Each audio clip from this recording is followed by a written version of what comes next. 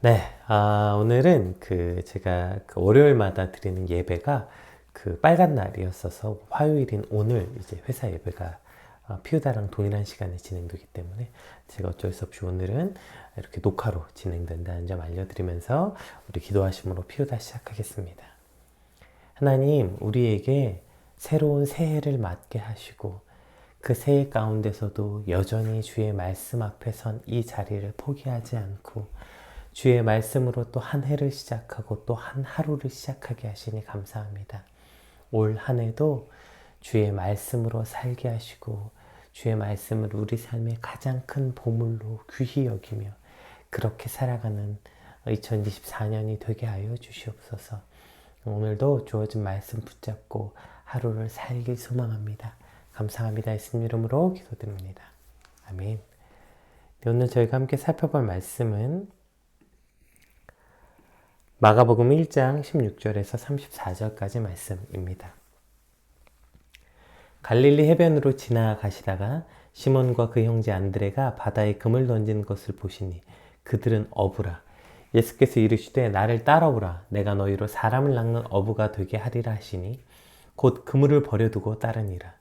조금 더 가시다가 세베대의 아들 야고보와 그 형제 요한을 보시니 그들도 배에 있어 그물을 깁는데 곧 부르시니 그 아버지 세베대를 품꾼들과 함께 배에 버려두고 예수를 따라가니라. 그들이 가버나움에 들어가니라. 예수께서 곧 안식일에 회당에 들어가 가르치심에 뭇 사람이 그의 교훈에 놀라니 이는 그가 가르치시는 것이 권위 있는 자와 같고 서기관들과 같이 아니함일러라. 마침 그들이 회당에 더러운 귀신 들린 사람이 있어 소리질러 이르되 나사렛 예수여 우리가 당신과 무슨 상관이 있나이까?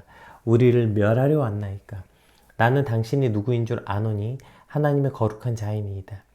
예수께서 꾸짖어 이르시되 잠잠하고 그 사람에게서 나오라 하시니 더러운 귀신이 그 사람에게 경련을 일으키고 큰 소리를 지르며 나오는지라. 다 놀라 서로 물어 이르되 이는 어찌미냐? 권위 있는 새 교훈이로다. 더러운 귀신들에게 명령한즉 순종한도다 하더라. 예수의 소문이 곧 온 갈릴리 사방에 퍼지더라.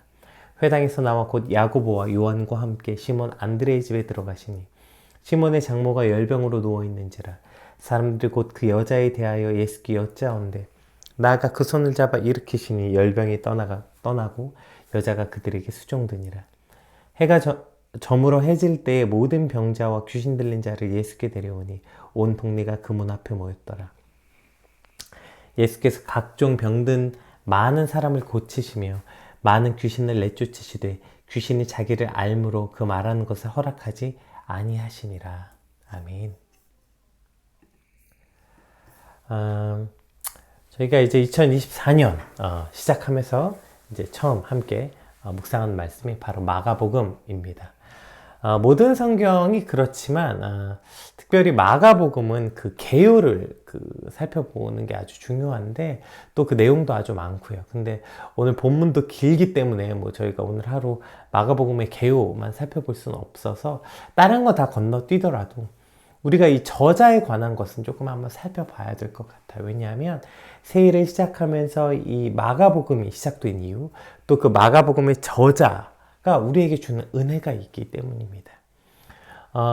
대부분 성경의 저자에 관해서는 여러 견해가 있지만 그래도 비교적 마가복음은 그 전통적 견해, 즉 그 저자에 대해서 통일된 의견이 있습니다. 그 마가복음의 저자는 바로 베드로와 그 바울의 기록에서 등장하는 마가라 하는 요한입니다. 이 마가는 그 베드로전서에서 베드로가 내 아들이라 불렀던 베드로의 제자로 여겨지기도 하고 또 베드로의 통역자였던 그 마가고요. 그런데 그것보다 마가가 더 유명한 건 그가 바로 바울과 바나바의 다툼의 제공자였던 그 마가였기 때문이죠. 마가와 바울과 바나바가 제1차 전도 여행 중에서 이제 그 바나바의 그 사촌이었던 마가를 데리고 함께 가죠. 그런데 그 마가가 전도 여행 중에 도중 하차하죠. 그 사건 때문에 이제 2차 전도 여행을 떠날 때 그 마가를 동행할 거냐, 동행하지 않을 거냐라는 문제로 바나바와 바울이 크게 다투었던 그 원인 제공자 마가. 네, 그 마가였죠. 나중에 그 바울 역시 이 마가를 자신의 동역자로 말하고 그를 내게 데려오라고 말하고 그가 자신에게 유익한 사람이라고 고백했던 그 마가가 바로 이 마가복음의 저자라는 것이 가장 전통적인 견해입니다. 그리고 대부분 많은 학자들이 이것에 동의합니다. 그렇게 본다면 여러분 이 저자만으로 이 마가복음 너무 은혜롭지 않습니까? 자, 생각해 봅시다. 마가가 처음 전도 여행을 할 때, 그 1차 전도 여행을 떠날 때, 그 나름은 얼마나 대단한 결단과 열심과 각오가 있었겠어요. 그 나름은 정말 최선을 다해서, 그래, 내가 이제 정말 주를 위해 살겠다는 어떤 그 열정과 대단한 각오가 있었으니까 그 1차 전도 여행에 동행했겠죠. 근데 여러분 이 전도 여행이라는 과정이 어땠어요? 나중에 고린도후서에 바울이 이 자신의 이 삶을 이렇게 돌아봅니다. 한번 공동 번역으로 한번 읽어볼게요. 고린도후서 11장. 유다인들에게 40에서 하나를 감한 매를 5번이나 맞았고 몽둥이로 맞은 것이 3번, 돌에 맞아 죽을 뻔한 것이 1번, 파선당한 것이 3번이고 밤낮 하루를 꼬박 바다에서 표류한 일도 있었습니다. 자주 여행을 하면서 강물의 위험, 강도의 위험, 동족의 위험, 이방인의 위험, 도시의 위험, 광야의 위험, 바다의 위험, 가짜 교우의 위험 등 온갖 위험을 다 겪었습니다. 그리고 노동과 고역에 시달렸고 수없는 밤을 뜬 눈으로 세웠고 줄이고 목말랐으며 여러 번 굶고 추위에 떨며 헐벗은 일도 있었습니다. 바울이 자신의 그 여러 번의 여행을 이렇게 회상했다고요. 여러분 이게 복음을 전하는 과정 가운데 일어났어요. 그러니까 이것이 마가가 함께 겪었던 일이었겠죠. 마가가 처음에는 그 대단한 어떤 각오와 열심으로 시작했지만 저 앞에 저 파란만장한 그 여행 가운데 일어났던 일 앞에 그가 결국엔 두려웠고 더 이상 사명을 감당하기를 포기했던 것입니다. 그리고 이러한 마가의 포기 때문에 이것은 바울에게 큰 상처와 실망, 또 함께 동역했던 이들에게 많은 실망을 주었어요. 그리고 결국에 그것이 이 사역을 휘청거리게 할 만큼 큰 지정을 주는 사람이 되었던 것이죠. 즉, 트러블 메이커. 이게 마가. 사명에 비겁한 자, 사명에 실패한 자. 이것이 마가였다고요. 여러분, 그런데 너무나도 은혜로운 건 뭐예요? 그것이 마가의 마지막 기록이 아니었다는 거예요. 마가는 그 과정을 겪고 하나님 안에서 성숙의 과정을 겪어서 결국엔 베드로에게 아들 같은 동역자, 바울에게도 인정받는 동역자일 뿐 아니라 바로 하나님의 말씀을 써서 전하는 마가복음의 저자로 남았다는 거예요. 여러분 이것이 우리에게 얼마나 큰 소망이 됩니까? 이제 2024년도 새로운 한 해가 시작됐습니다.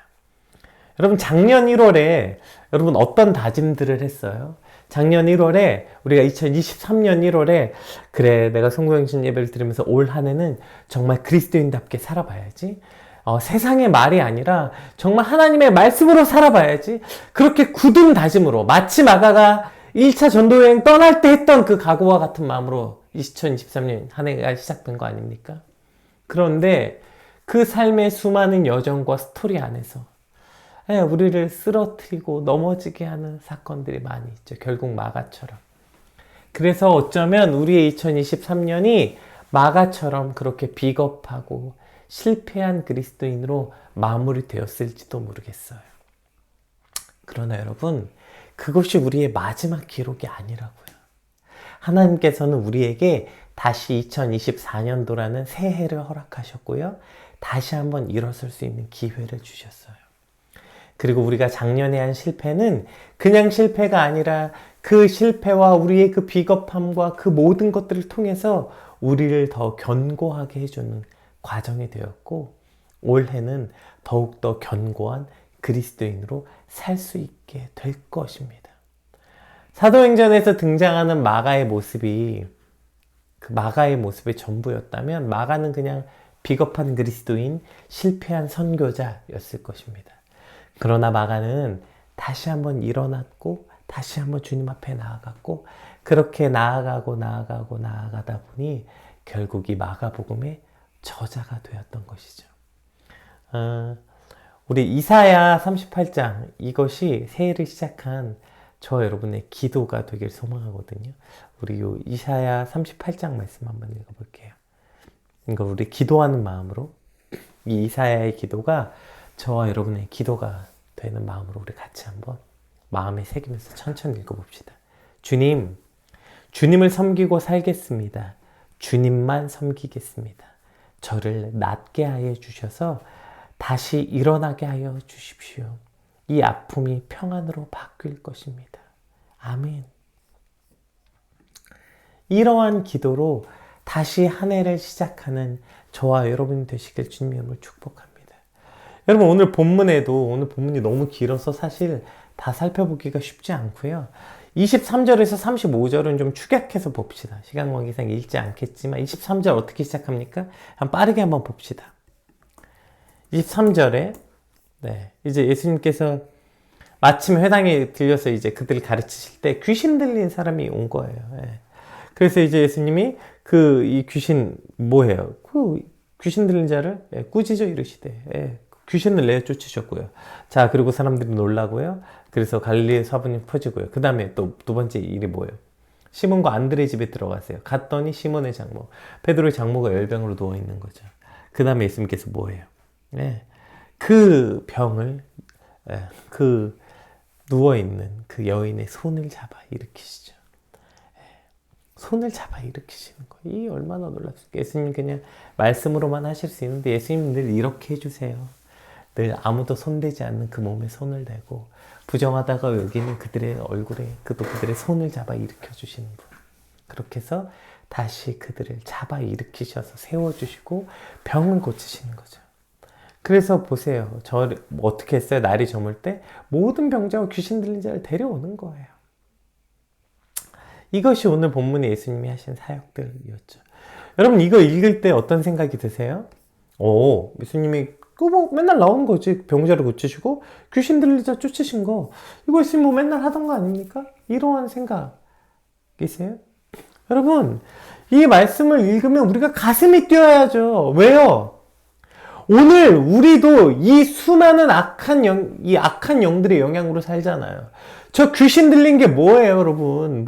귀신 들려서 미쳤다는 것뿐 아니라 우리도 수없이 이 악한 영들의 그 세력 가운데 살아가고 있는 거 아니에요. 때론 음란으로, 때론 탐욕으로, 때론 미움과 질투와 시기와 이 수많은 악한 영의 영향으로 우리가 살잖아요. 그럴 때 뭐 했어요? 예수님이 오셔서 그 귀신을 내어 쫓았다고요. 그럼 저 말씀을 읽을 때 오늘도 이 수많은 악한 영들에 위협받고 있는 내 삶에서 오늘 우리도 자유케 해주시겠구나. 오늘 우리도 저 수많은 고통 가운데서 저 수많은 병들 가운데서 우리를 고쳐주시겠구나. 주님, 저들을 고치신 것처럼 오늘 나를 고쳐주시옵소서. 그 간절한 고백, 그렇게 되길 우리가 믿고 소망하는 것이죠. 그러니 저 말씀이 그냥 어떤 귀신 들린 사람 내쫓고 병든 자 고치셨구나 라는 사실이 아니라 그 말씀을 읽으면서 우리 말씀에 우리가 가슴에 뛰고 소망이 되는 것이죠. 나도 그렇게 되길 소망합니다. 나도 다시 일어서길 소망합니다. 오늘 저 누워있던 그 베드로의 장모처럼, 저 귀신 들려 있었던 저들처럼 주님, 우리도 자유케 되길 원하고 우리도 다시 일어나게 하여 주시옵소서. 신앙이 실패하고 포기한 그 자리가 저와 여러분의 마지막 자리가 아닙니다. 우리 이사야의 기도처럼 이제 다시 일어나게 하여 주시옵소서. 예수님께서 오늘 저 수많은 병자들 고치신 것처럼 주님, 다시 우리를 고쳐 주셔서 다시 일어나 주를 향해 나아가게 되는 그러한 저와 여러분의 새해가 되시길 주님의 이름으로 축복합니다. 실패한 마가가 그의 마지막이 아니라 마가복음의 저자였던 그 마가의 인생처럼 주님, 우리도 실패한 그 자리가 끝이 아니라 그리스도의 그 아름다운 말씀의 한 페이지를 쓸 수 있는, 정말 그렇게 우리의 삶의 한 절이 그 주의 말씀 가운데 들어갈 수 있는 그런 우리의 삶이 되길, 그걸 소망하는 우리 2024년도가 되시길 주님으로 축복합니다. 우리 16절에서 20절, 오늘 본문 16절에서 20절 말씀 한번 살펴보겠습니다. 갈릴리 해변으로 지나가시다가 시몬과 그 형제 안드레가 바다에 금을 던지는 것을 보시니 그들은 어부라. 예수께서 이르시되 나를 따라오라. 내가 너희로 사람을 낚는 어부가 되게 하리라 하시니 곧 그물을 버려두고 따르니라. 좀 더 가시다가 세베대의 아들 야고보와 그 형제 요한을 보시니 그들도 배가 있어 그물을 깁는데 곧 부르시니 그 아버지 세베대를 품꾼들과 함께 배에 버려두고 예수를 따라가니라. 아멘. 이제 오늘 본문 시작은 베드로와 그 형제 안드레 그리고 야고보와 요한, 우리가 흔히 말하는 그 핵심 제자, 그 네 명을 부르시는 장면으로 이제 본문이 시작되죠. 근데 오늘 이 제자들을 부르시는 장면에 그 이제 사용된 그 반복되는 표현인데 곧이라는 표현이죠. 곧. 그러니까 그들이 예수님의 부르심에 바로 즉각적인 순종의 모습을 보였다. 이제 이러한 모습을 오늘 본문에 기록하고 있어요. 그러니까 예수님께서 너희가 나를 버려두고 나를 따르라 했을 때 예수님께서 부르신 그 부르심에 그들이 즉시 순종해서 주님께 나아갔다는 것입니다. 이러한 제자들의 모습은 그 마태복음과 누가복음에 기록된 부자 청년의 모습과 대조되는 모습인데요. 이 마태복음, 누가복음에 그 뭐가 기록돼? 어떤 사람이 예수님께 나와서 자신이 뭐 십계명을 다 잘 지켰다. 그런데도 내가 뭐가 부족하냐? 제가 뭘 더 해야 됩니까? 이렇게 물었을 때 예수님이 이렇게 대답하십니다. 우리 마태복음 19장 한번 말씀 볼게요. 19장 21절. 예수께서 이르시되 내가 온전하고자 할진대 가서 내 소유를 팔아 가난한 자들에게 주라. 그리하면 하늘에서 보화가 내게 있으리라. 그리고 와서 나를 따르라 하시니, 그럼 이제 제자들이었으면 즉시 주를 따랐어야 했는데 이 사람이 어떻게 했죠? 22절. 그 청년이 재물이 많으므로 이 말씀을 듣고 근심하며 가니라.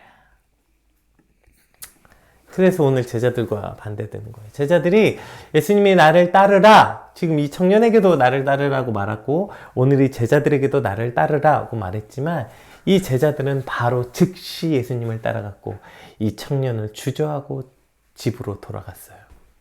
그 이유가 뭘까요? 왜 이 청년은 주저하고 집으로 돌아갔고 이 제자들은 즉시 예수님을 따랐을까요? 자, 18절, 오늘 보면 18절 볼까요? 곧 그물을 버려두고 따르니라. 20절도 볼까요? 곧 부르시니 그 아버지 세베대를 품꾼들과 함께 배에 버려두고 예수를 따라가니라. 그러니까 지금 18절엔 그들이 그물과 배를 버려둔 것뿐 아니라 나중에 이들은 뭐까지 버려요? 아버지와 품꾼들, 친구와, 그러니까 마치 아브라함이 그 친척 본토 아비집을 떠난 것처럼. 그러니까 그 모든 것을 버려두고 떠났다고요. 그들의 삶의 터전, 손에 들고 있던 재물, 심지어 사람들마저 전부 다 버려두고 떠났다. 이렇게 오늘 본문은 기록하고 있는 것입니다. 결국에 왜 그 부자 청년은 예수님을 못 따랐어요? 못 놨어요. 손에 들고 있는 걸. 그러니까 버리지 못했기 때문에 주저했고 버리지 못했기 때문에 예수님을 따르지 못한 거예요. 즉 우리가 예수님의 말씀에 바로 예수님을 따르냐 따르지 못하냐는 뭐에 달려 있어요? 버렸느냐 버리지 못했느냐. 이 두 가지 안에 따르고 있는 거예요. 여러분, 손의 쥐인 우리가 바깥에서 지저분한 돌멩이 하나를 주웠다 칩시다. 손에 하나 쥐었어요. 그거. 근데 여러분, 돌멩이가 아주 큰 돌멩이 하나를 집었어요. 꽉 집었어요. 이거 손에 쥔 상태로는요, 여러분에게 어떤 아름다운 크고 좋은 선물을 준다 하더라도 못 집어. 그 손에 있는 돌멩이를 놔야 뭘 줄 거 아니에요. 다른 거 집을 거 아니에요. 근데 손에 있는 그 돌멩이를 못 놔. 그러니까 그 상태로는 아무리 좋은 선물이 주어져도 선물을 잡을 수가 없는 거예요. 오늘 제자들이 한 최고의 선택이 뭡니까? 그들이 손에 쥐고 있는 걸 놓은 거예요. 그물을 놓았고요. 배를 버려두었고요. 심지어 그가 함께했던 친구와 아비마저 버려두고 사람마저 다 버려둔 거죠.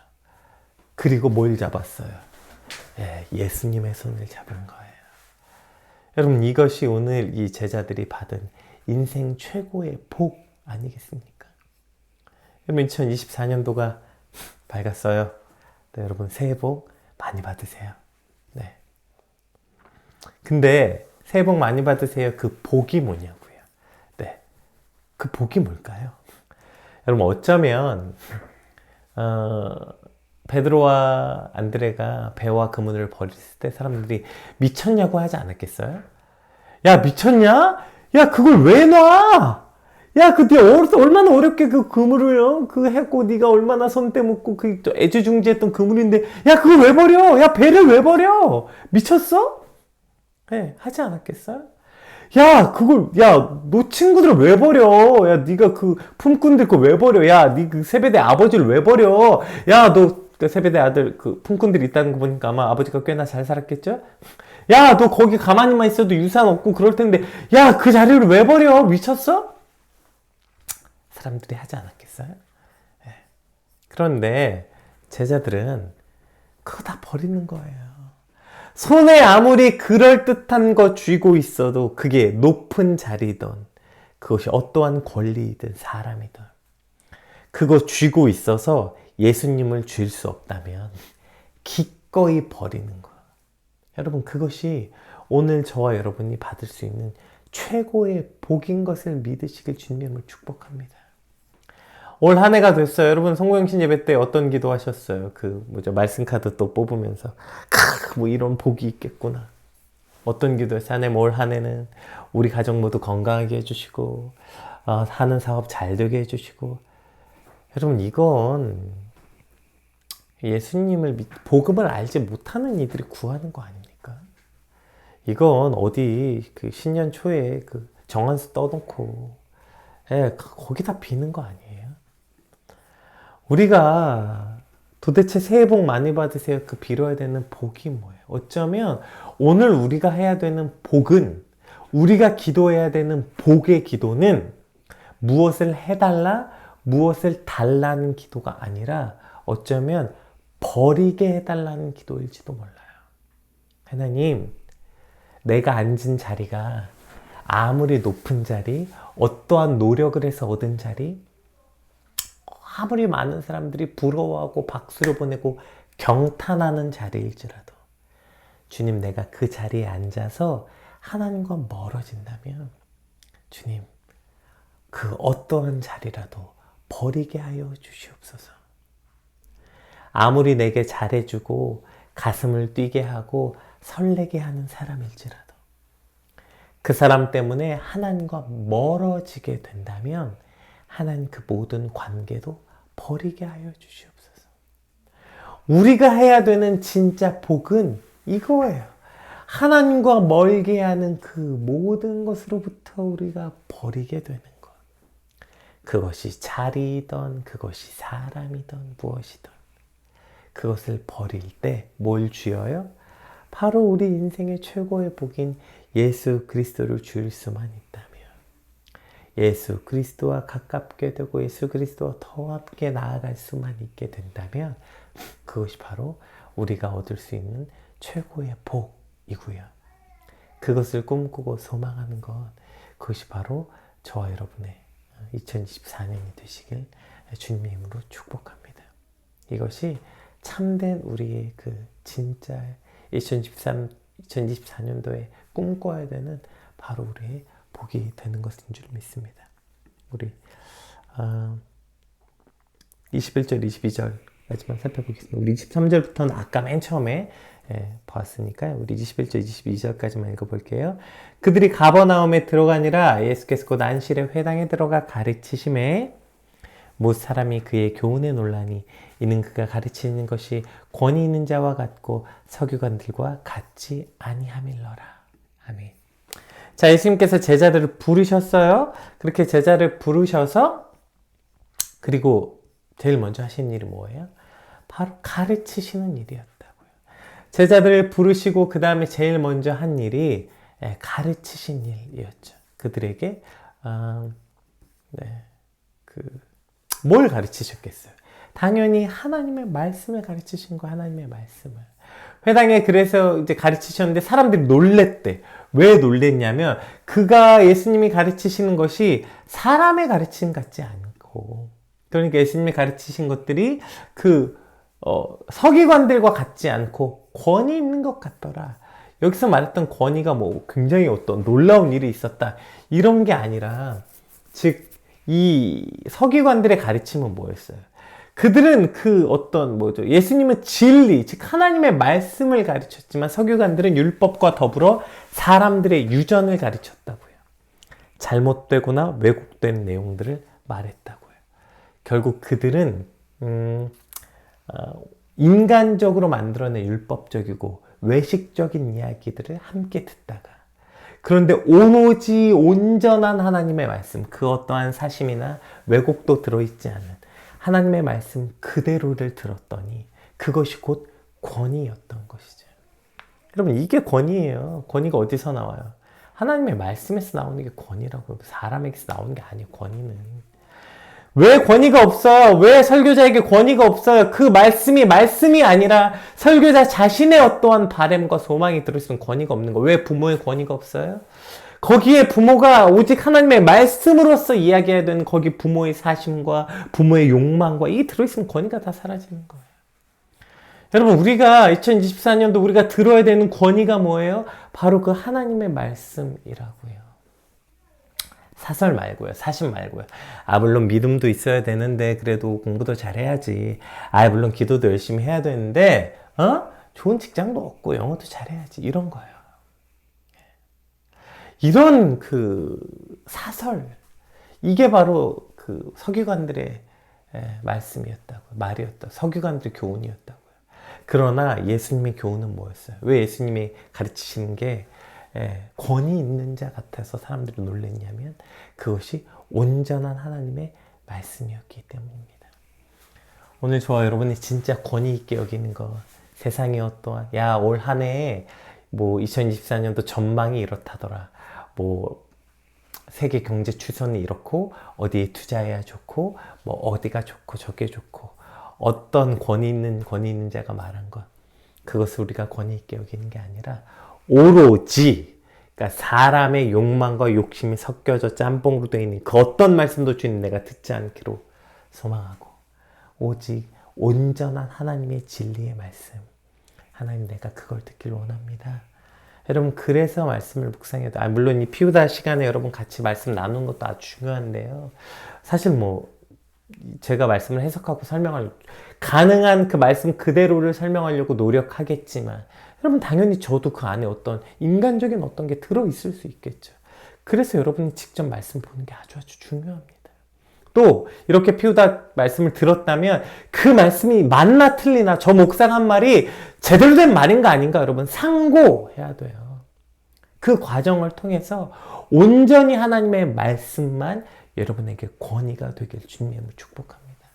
그 다른 말들이 아니라 오직 주님 제가 하나님의 말씀으로만 그 말씀을 권위로 여기게 살게 하여 주시옵소서. 여러분, 그렇게 소망하며 우리가 새해를 시작했으면 좋겠습니다. 오늘 새해를 시작하면서 우리가 어떠한 걸 꿈꿔야 하는지 오늘 말씀을 통해서 함께 살펴보았는데요.